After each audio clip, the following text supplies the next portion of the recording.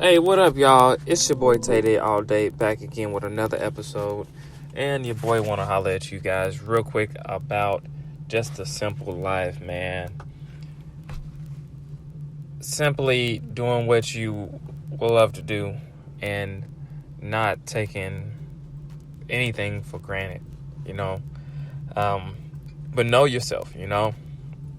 I run into a lot of issues with people that love to enforce their opinion when it's not needed or it's not even asked for. So when you guys are talking about fulfillment, you know, there's just a couple of key things that you should keep in mind.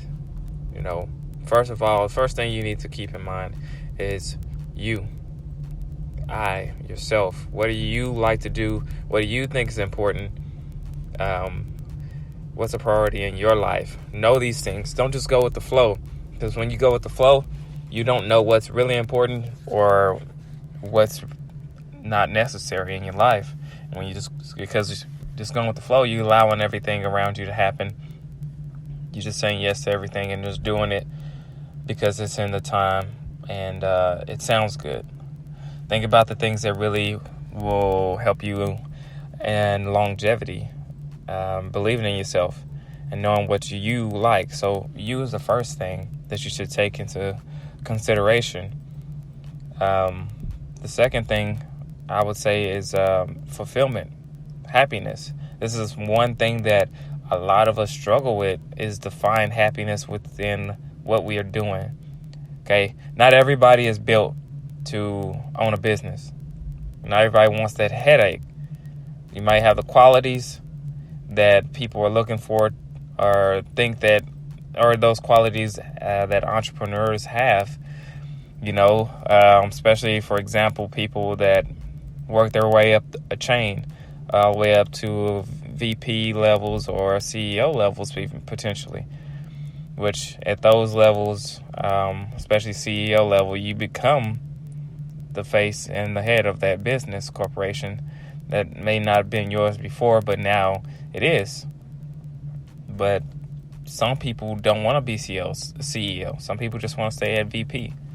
Some people don't even want to be a VP. They don't want to get too close to that position. Some of them might want to just be an operations manager or a regional manager, stuff like that, because they don't want the hassle of running a business. And that is just someone knowing who they are and what position they are happy with.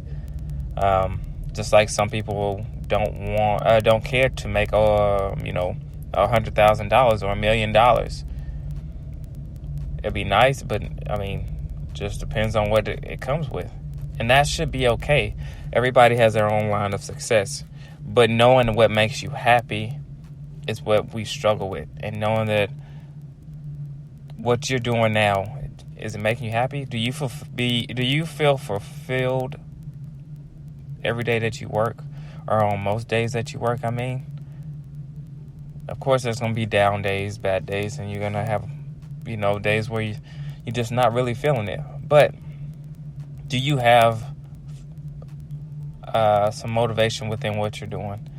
Your work, your lifestyle? Do you see how things can plan out and be a good thing for you? If this business or if this lifestyle or this partner is not helping you grow to get where you want to be at, or where you say you want to be at, or if it's not supporting your goals that you're trying to reach, then you should consider getting something new, whether it's a new partner, or if it's a new job, or if it's a new lifestyle. Plan out, reach your go for your goals, and save up for the things that you want to do. And if you don't have it organized, then you might spend that money on the wrong thing too early, or you might quit that job that was stable and helping you reach your goal, but then you go and get this other job because somebody offered you more money, but then you're miserable. and then also you gotta pay for your own benefits, own medical insurance and stuff like that. It's just weighing out and understanding what you are getting yourself into, especially if you are looking for longevity. So, this conversation is all pretty much about the ultimate goal of fulfilling your life's goals and what makes you happy, because we have a high level of depression, high level of suicides. We have a high level of just violence and disturbances that all starting within our core. Like, what are we doing in our lives? How can we assess these problems before we reach our limit? And it starts with knowing yourself and being able to tell someone no, or being able to deny that job offer or that money, order to tell somebody or cut off these friends, these bad influences that may be fun, but it's not good for where you want to be. I like to look at friends as alcohol. The reason why is because alcohol has its benefits. Some people operate better with just a little bit of drink in their system. Sometimes you're overwhelmed, you feel overwhelmed, stressed out. Having a drink or two can help you relax, while you're at home or wherever you're at. And so that's a benefit. But if you drink a little bit too much and you get that buzz, that tipsy going, maybe you start getting a little too loose after you drink even more, where you're doing things out of character, and before you know it, you're drunk on your own, by your own doing. When you get drunk, you lose functionality. Your reflexes slow up. Your brain isn't functioning the same way, and so when you're doing that, you don't want to overindulge. And now, guess what? Tomorrow you're waking up with a hangover. You don't feel good. You don't want to do anything. And, there's no one there to take care of you, really. Nothing you really can do but take some medication. You put yourself in a bad mood because of this hangover. And hangover is consequences for the things that you do, if they're not planned out accordingly. That's how I look at relationships, with work or with friends. Sometimes you gotta know when to cut it off, and sometimes you gotta be aware of where your friendship lies with certain people. So you can have many friends, you just gotta know how to play your part within their friendship or y'all's friendship, and they play theirs. Don't let them get out of character with you, and you don't do the same. And respect one another, because we all have our privileges and we all have our uses. I know I'm talking about success and fulfillment, but I do want to flip it over real quick and talk about one thing that is a strong opinion of mine, and it does stem from something that's trending right now. So everybody should know. Let's stay up on their social media, know about, there's memes flying around, and there's the whole situation with August Alsina and Jada and Will Smith. Those type of things that's going on, and people thinking that August was crazy. I was one of those people, because I have much respect for Jada and Will.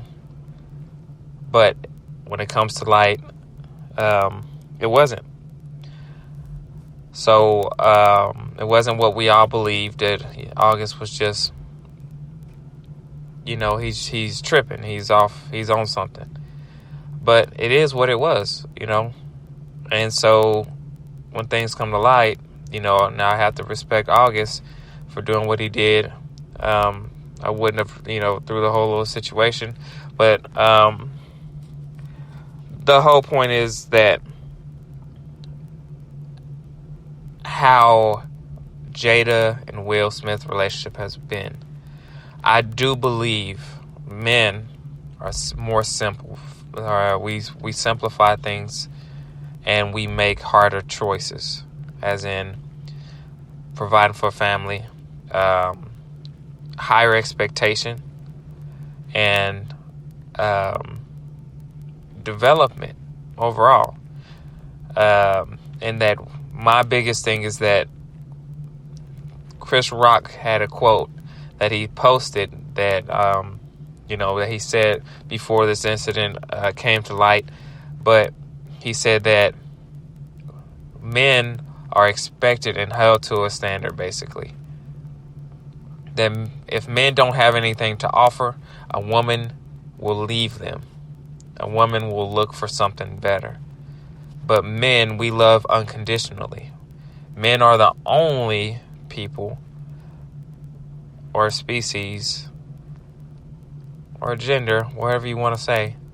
Men are the only ones that are not loved unconditionally. And I'll tell you why.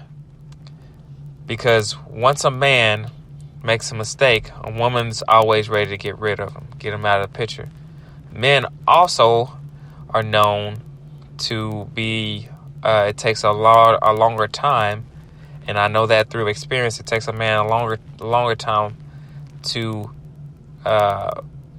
fall out of love with that woman. Yes, men we make mistakes because we're all human. We all make mistakes, but women get over the relationships faster, move on faster, and that's because it's in women's nature to be able to feel more free within a relationship than a man.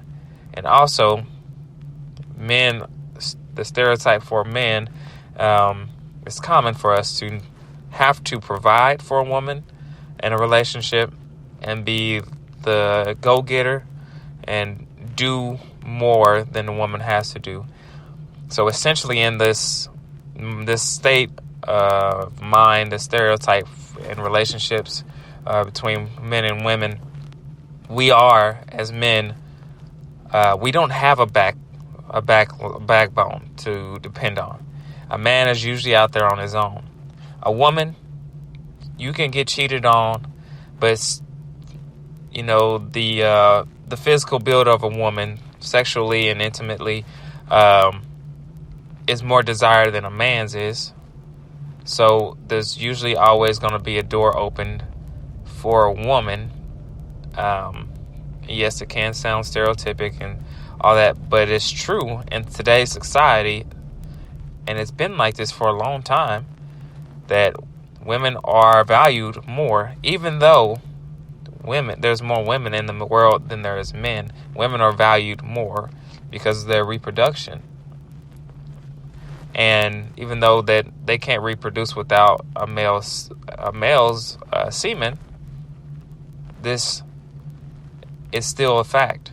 And if a woman cannot get a high enough paying job, or be successful, it's okay, because all they need is a man.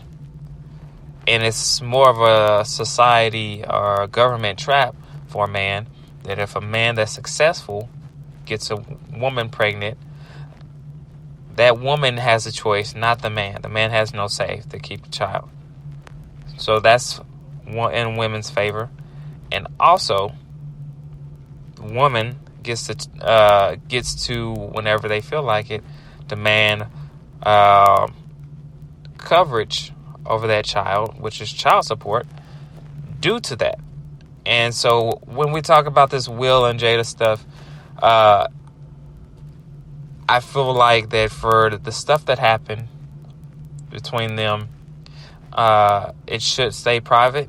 It should have been private, but for August to come out and split it out, and for Will to have to sit there and be embarrassed and be this looking like this fool, and Jada's just like, letting it out.